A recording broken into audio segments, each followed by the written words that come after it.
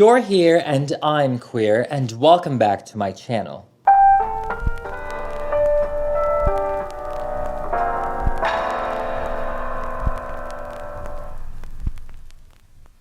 Since we are celebrating the season of love, we will be making the icon, the legend, the pretty guardian who fights for love, justice, and hopefully equality, Sailor Moon. I've been on a Sailor Moon kick again, from finally watching Sailor Moon Crystal to designing an upcoming Sailor Moon tattoo. I said why not complete the trio and make her a doll, specifically inspired by her transformation sequence. There's been so many artists throughout the years that has inspired me. From illustrators, cosplayers, fashion brands, drag queens, and of course, the anime. Everyone has their own take on translating Usagi's magical moment into art. And I want to add my take on this iconic moment. I really want this doll to exude magic, elegance, and glamour, as usual. And I really need to gather all of my ideas to execute this project successfully. And when it comes to creating, I love a good brainstorming session. Whether it's designing a new doll, creating tattoo flashes, or just gathering inspiration for my next DIY project. Personally, I love being able to visually see everything, and I have the perfect tool to help organize all of my creative chaos. And it's called Milanote. Milanote is a visual organization tool that makes it super easy to collect and arrange ideas, references, and inspiration all in one place. You know when you have so many ideas at once on your desktop, your phone, your sketchbook, and it's all just cluttered with screenshots and notes? That's literally me. I feel like I live in chaos. But with Milanote, I can keep everything neatly organized, just like a real-life mood board, but digital and way more flexible. Milanote has built-in templates for all kinds of creatives. Whether you're a designer, a filmmaker, a writer, or in my case, a DIY doll artist. These templates make it so much easier to just jump right in and start organizing your ideas without staring at a blank page. Since I'm designing Sailor Moon and her transformation sequence, I have to make sure that everything is laid out for me to see. I would often have so many different inspirations for my dolls, so being able to see them all here truly helps my creative flow. You're able to put a to-do list in the boards as well, and I feel like that just makes it so much easier. You can just check off what you've already done and see what else needs to be done. You can even add comments, notes, and drawings on the board itself to emphasize anything that is important for your project. I really wanted my board to be cute, cohesive, and informative. Everything I need is right here, neatly organized and ready to bring my vision to life. Milanote makes it easy to turn chaos into creativity. If you're a creative like me, you need to try Milanote for yourself. Sign up for free with no time limit for a free Milanote account using my link in the description below. Now, in the name of the moon, start creating. But, you know, in an organized way. Thank you so much to Milanote for sponsoring this video. Now let's get started with Sailor Moon's transformation. For Miss Usagi, I will be using this beautiful Odile Barbie that I finally got my hands on, and this is the mermaid one. I have seen her online for a couple of months now, and I have to agree, she is absolutely gorgeous, and she's even better in person. She does have the pixelated face, but I feel like in this case, it gives her the face highlight, which I'm obsessed with it. Initially, I wanted to actually use this Made to Move Barbie, but honestly, I feel like her face is a little too stoic, and honestly, she's kind of giving me Sailor Uranus vibes, so maybe a future project. In general, I do feel like I want to give Usagi the model muse body just because it's more statuesque. It is very reminiscent of the 90s anime/manga, and it's just more like pleasant and elegant to the eye. The only issue is her arm pose. I do want to add a little bit of posability with her arms specifically. So I think I will be doing a hybrid for Usagi using these three dolls. We are taking the head from Odile, we are using the model muse body, and we are taking the Made to Move arms. So let's go ahead and prep everything. Let's remove the head and let's also glue up her hip joints specifically, because we will be adding some clay on there to make everything seamless.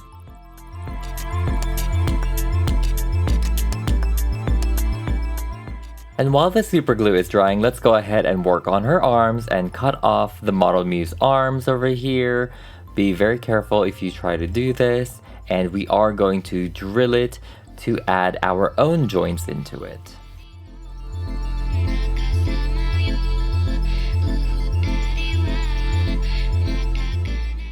If you guys didn't know, you can actually remove made to move arms very carefully. So just do a lot of twisting. You can probably use a hair dryer to kind of warm up the plastic. But here we have her arms ready to go. And we are taking this double jointed hanger bolts. And this is what I'm going to use to join the arms together. And I did glue the hanger bolt inside the doll just so that it's secured. And now we have some rotation for this Model Muse doll. And we have the double jointed elbow. And honestly, I just feel like I can create more subtle, delicate poses with her. Now I'm taking my epoxy sculpt to fill in the gaps for her hips and make it a little bit more seamless. And I do want to add a little bit of hips and thigh to this doll. I feel like it'll create a more dynamic shape. I am super excited for this project. As a Sailor Moon fan, one of my favorites are literally the transformations and most of the attacks, specifically the ones from the 90s. But I'm just so obsessed. It's just so magical and I'm always so gobsmacked with it. Let me know which one is your favorite transformation in the comments below. I am so curious. I personally love the transformation of Sailor Moon and Chibiusa together in the 90s. I don't know why, but the poses and the sequence, the music, it's just chef's kiss. And here is the basic shape for her body so far. As you can see, we are able to play around with her arms a little bit more. And I'm not going to do these crazy poses anyway, but I think the subtleness of the arms is still very iconic for the pose that I did have in mind. So with that being said, I feel like another important thing is the hands. If you guys didn't know, I have an obsession and fascination with beautiful, elegant hand poses from paintings and art and everything. Usagi definitely needs to have better hands than the ones the doll came with. She needs an elegant hand pose. Luckily, I still have some 3D printed ones from my Aerial Venus project. If you guys haven't seen that, please check that out. But oh my god, I mean, just look at these options that we have. I mean, they're so subtle, but they're super elegant.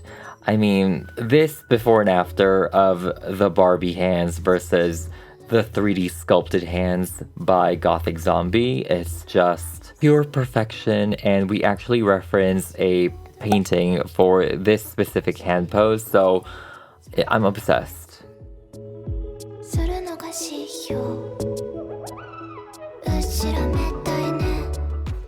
I sanded the body, and now it's time to color match the clay with her skin.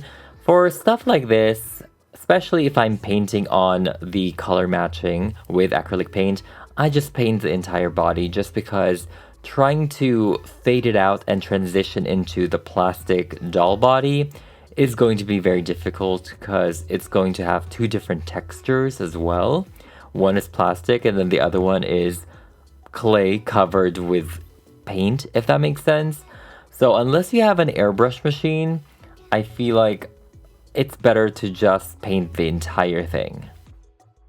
Since I already sprayed her with Mr. Super Clear, might as well blush up and contour her body, just very subtle, but I do want to add some skin definitions here and there. I really want to continue to make more Sailor Moon dolls, which I feel like you guys also, well, at least some of you Moonies out there want to see, but I do struggle with being consistent with a particular series. Like, it took me so long to create the My Little Pony ones, and I had to take breaks in between. So, you know, maybe one day we will finish the entirety of the Sailor Moon dolls. I'm sure it's no surprise, but this project is going to be filled with glitter, highlighter, sparkles, all of that. So I will be taking these three and we are adding it onto the body. And just so you guys know, when I do spray Mr. Super Clear on this, it really dial it down. So we have to like continuously layer it, even in the end. So it's very subtle unless it's on direct lighting. Now let's go ahead and start making her wig. So let's chop off her beautiful lavender and pink hair.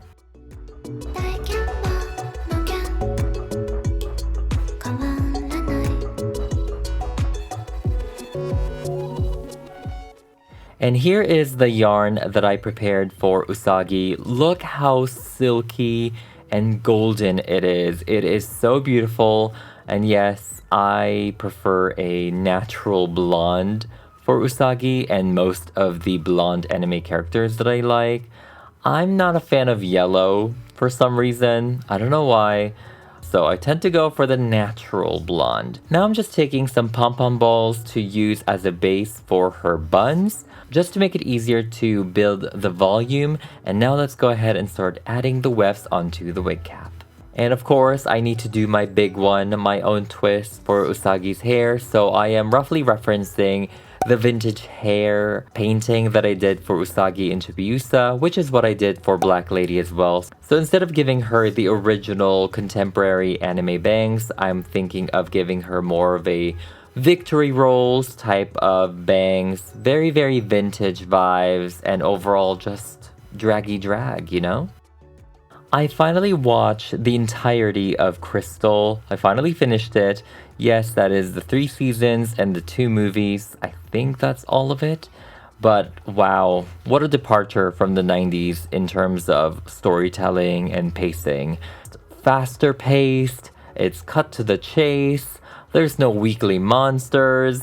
It's just, yeah, it's very interesting. I enjoyed watching it because I was able to finally figure out the actual story that is, you know, accurate to the manga. However, I do feel like the 90s one had its charm with prolonging the anime a little bit, even though most of it is filler. I just feel like in general, it had a lot of slice of life elements to it. We get to see them interact with each other more, you know, their daily lives, their personal fashion styles and everything. So I personally like that. And also because we have this smaller weekly enemies, we don't get to really see them battle it out till the very end with the main villain. So I just feel like it's even more grand. It's even more like, oh my god, like they're finally like meeting or something like that. I don't know. But what do you guys think? Did you guys like Crystal? Do you prefer the 90s version? Do you still prefer the manga? I am still very, very biased with the 90s version, even though I do not remember the stories that much. Everything I remember from it is just my senses, the visual, the soundtrack, you know, all of that. Like, it was just so much better, the animation and everything. But what do you guys think? Let me know in the comments below.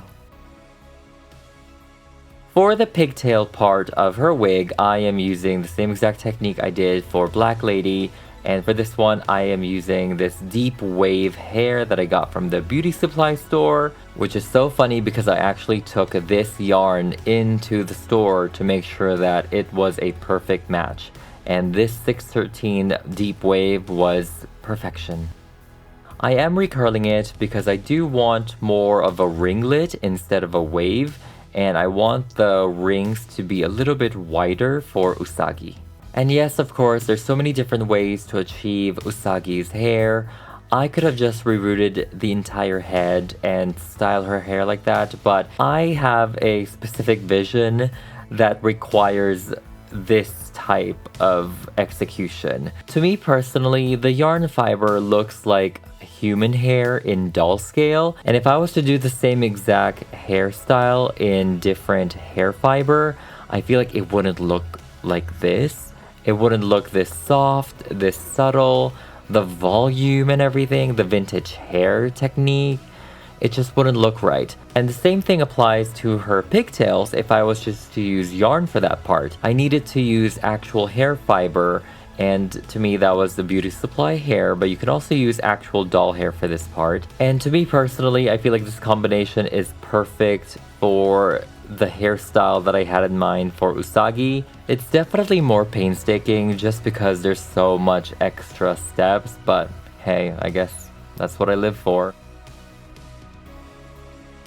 For her hair buns, I thought of using these beautiful jewels for them, but they did look way too eye-catching, but like not in a good way. Like they look too distracting. So I think I'm gonna go for the more subtle take on her jewelry, which is the feather slash pearl accessory that her and Chibiusa has. And it will match my black lady as well.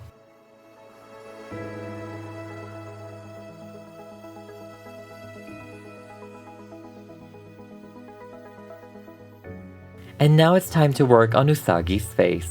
I am absolutely super nervous, but also excited and also heartbroken that I will be removing Odile's beautiful face. But, you know, we have to do our big one on it, although I do feel like I kind of want to reference this original Odile face anyway.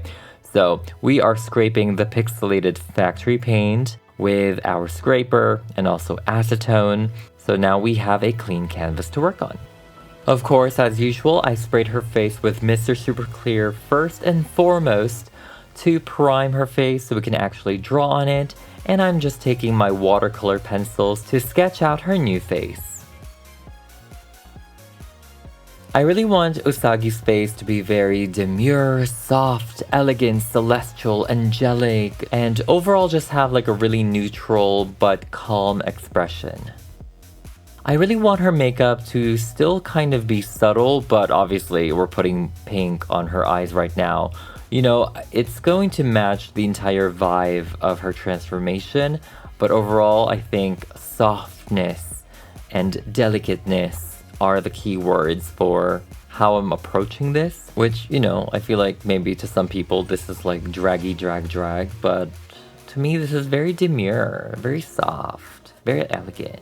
But yes, very dramatic as well, because, yeah, that's what I do. I actually had to draw her face. Well, maybe not draw, but I had to adjust the initial sketch of her face 3 times because I have never worked on this face mold before.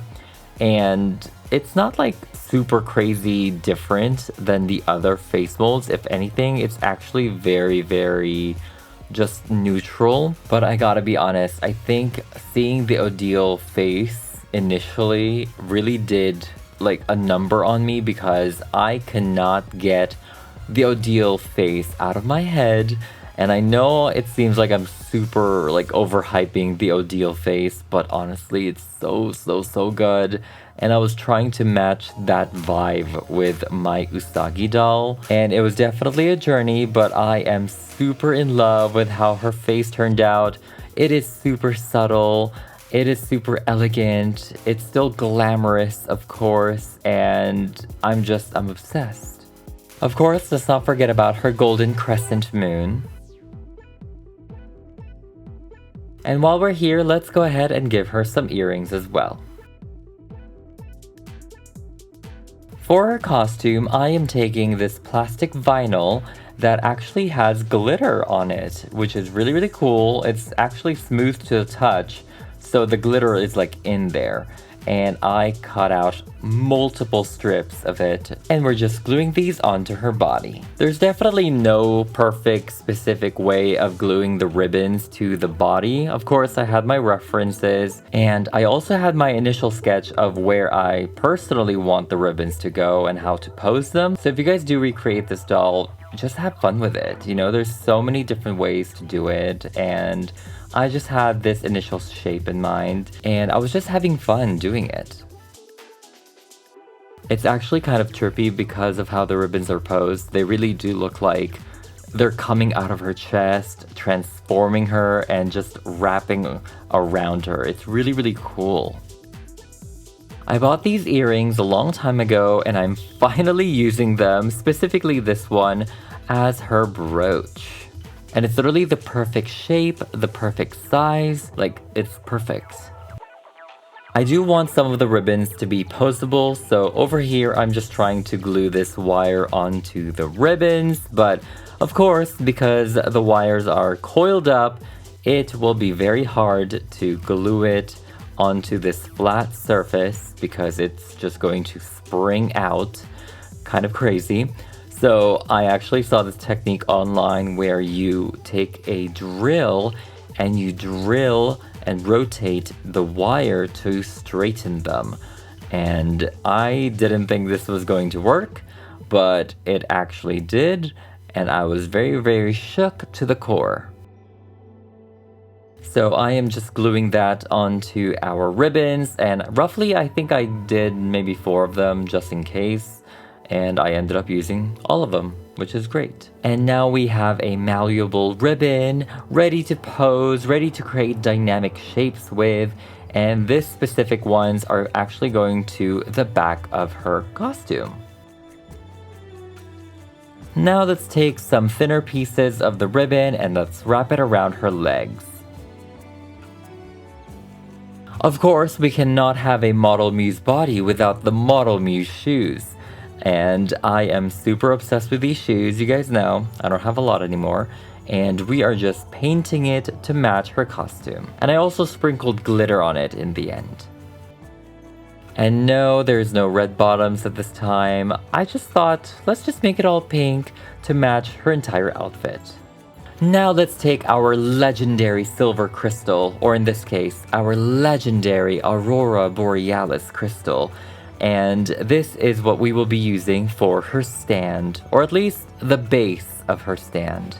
And this is actually a candle holder, but it is perfect for Usagi, especially for this entire transformation. And of course, we cannot forget to give her the manicure for her delicate new hands.